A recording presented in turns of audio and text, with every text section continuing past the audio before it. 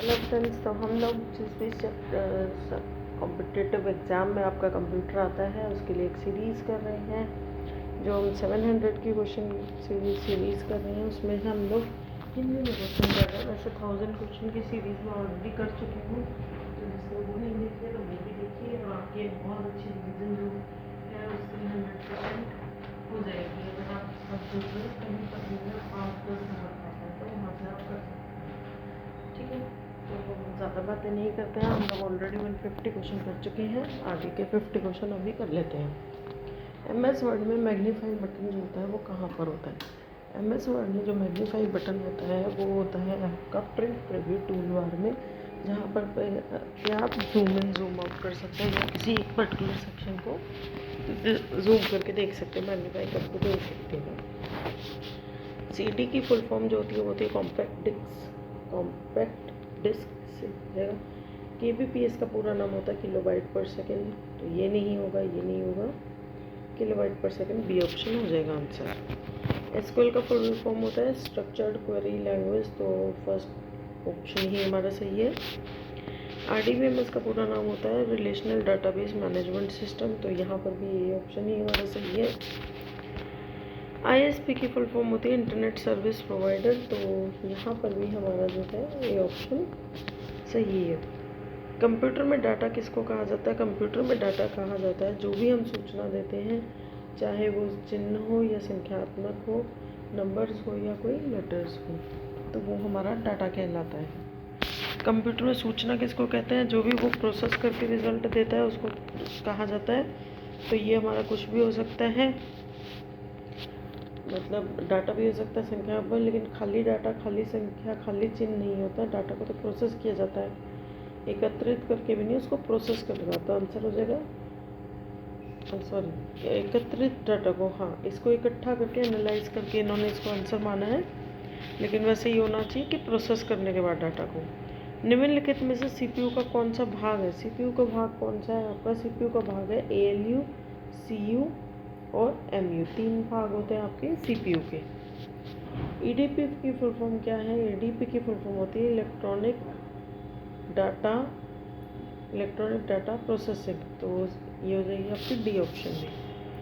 Computer में CPU क्या होता है? CPU होती है सेंट्रल प्रोसेसिंग यूनिट, तो ये हो जाएगा आपका C ऑप्शन में आंसर है इसका। किसी रिकॉर्ड का विशिष्ट फील्ड जो प्रत्येक रिकॉर्ड को यूनिकली आइडेंटिफाई करता है, जो यूनिकली आइडेंटिफाई करता है उसे हम बोलते हैं प्राइमरी फील्ड, यानी आपकी जो है मेन फील्ड, जिसे हम प्राइमरी की कंस्ट्रेंट डाल के रखते हैं। जैसे किसी स्कूल में अगर एक क्लास है तो रोल नंबर उसका हमेशा यूनिक होता है, हर क्लास में किन्हीं 2 बच्चों का रोल नंबर सेम नहीं होता है। या फिर हम एडमिशन नंबर मान सकते हैं कि पूरे स्कूल में हर बच्चे का एडमिशन नंबर यूनिक होता है।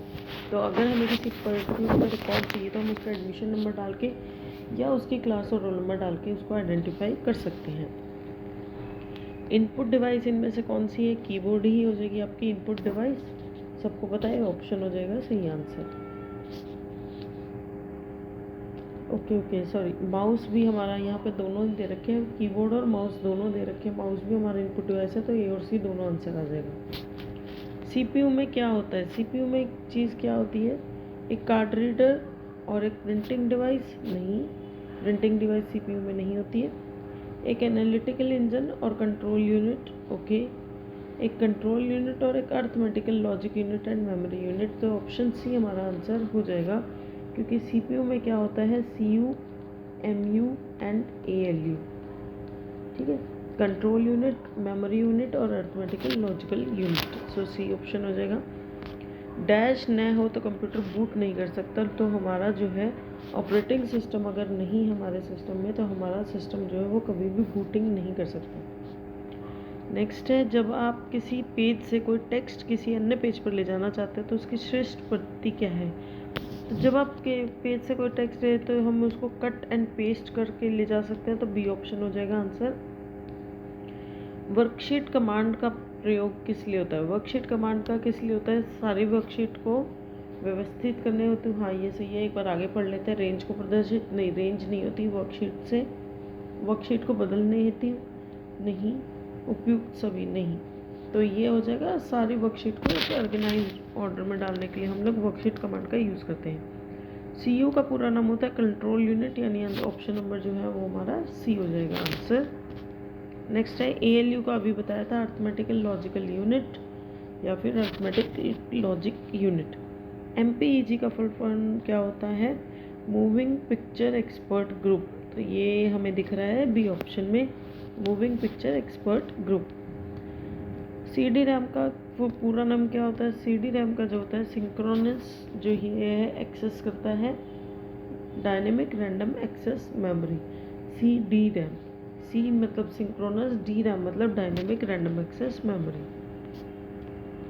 कंप्यूटर के सभी भागों के बीच सामंजस्य कौन स्थापित करता है, तो आपका कंट्रोल यूनिट करता है, जो उनको कंट्रोल करता है। सारे के बीच में आपस में जो रिलेशन है, आपस में जो एक तरीके से कह सकते हैं बातचीत है, वो यही कंट्रोल करता है, यही सबको आज्ञा देता है। CPU क्या क्या कार्य करता है, CPU जो इनपुट आउटपुट डिवाइसेस को नियंत्रित करता है, डाटा को तात्कालिक रूप से स्टोर करता है। मैं जब भी हम कोई भी काम कर रहे हैं तो इंटरमीडिएट डाटा को स्टोर करता है, निर्देशों को पढ़ता है और आदेश देता है, तो आंसर हो जाएगा ये सभी।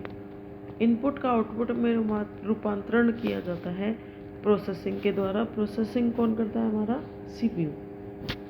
ठीक है।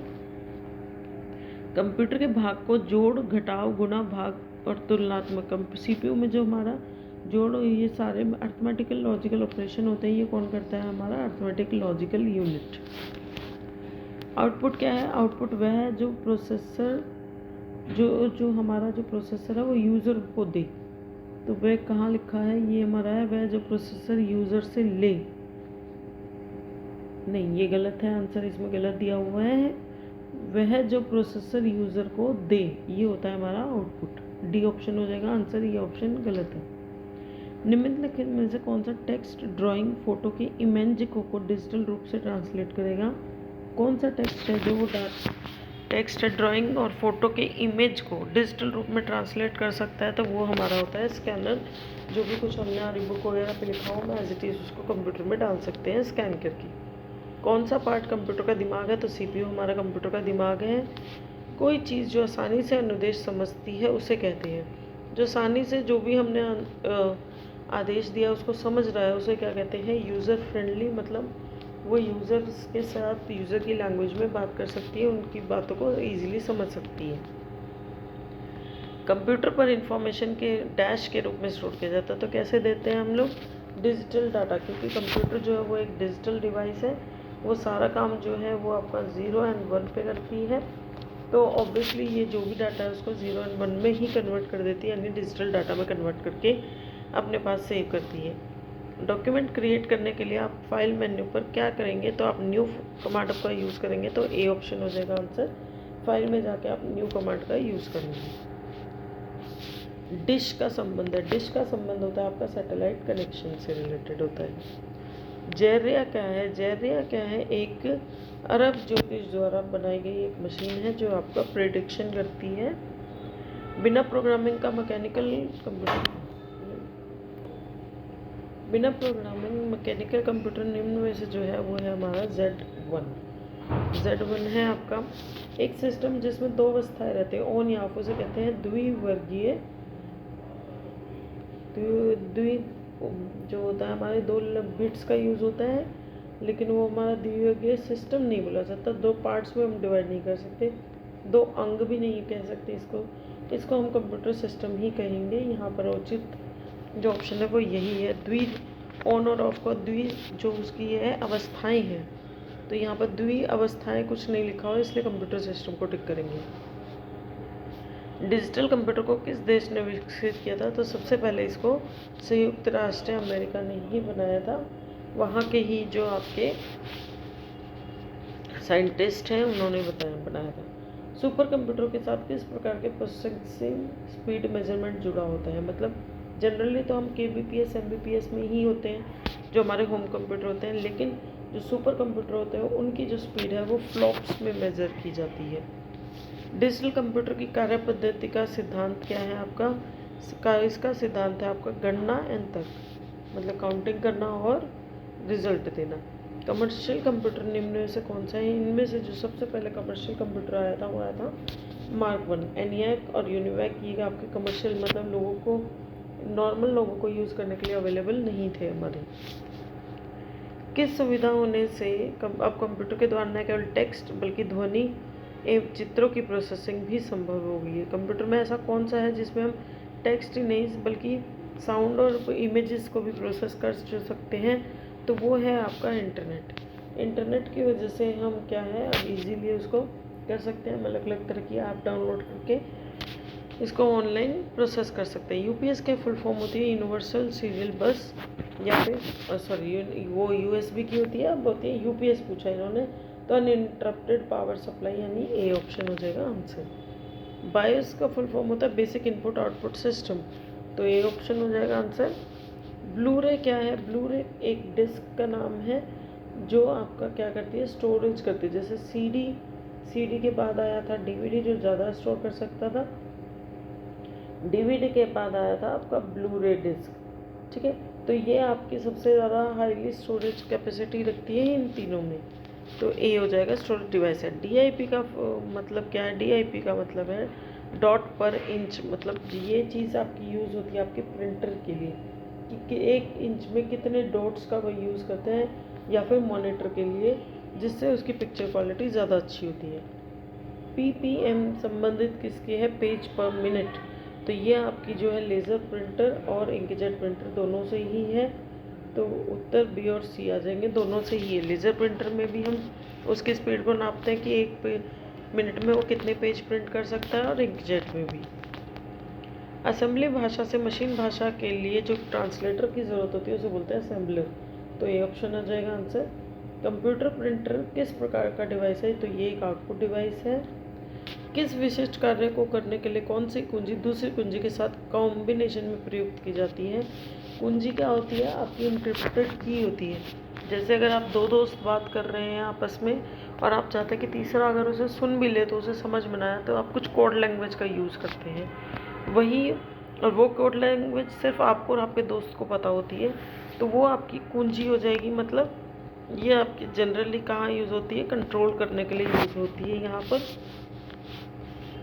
एक प्रकार के सस्ते कैमरे होते हैं जो कंप्यूटर के साथ लगे रहते हैं, उनका उपयोग वीडियो कॉन्फ्रेंसिंग, वीडियो चैटिंग और लाइव वेबकास्ट के लिए होता है, तो वो हो जाता है आपका वेब कैम। आज के टाइम पे वेब कैम जो है वो इनबिल्ट आते हैं आपके लैपटॉप्स कंप्यूटर में, पर पहले ही आपको अलग से ख़रीदने पड़ते थे, और एक छोटा सा गोल डिवाइस होता था जो लगता था, उसके बाद आप उसको वेब कैम वीडियो चैटिंग वगैरह के लिए यूज़ कर सकते थे।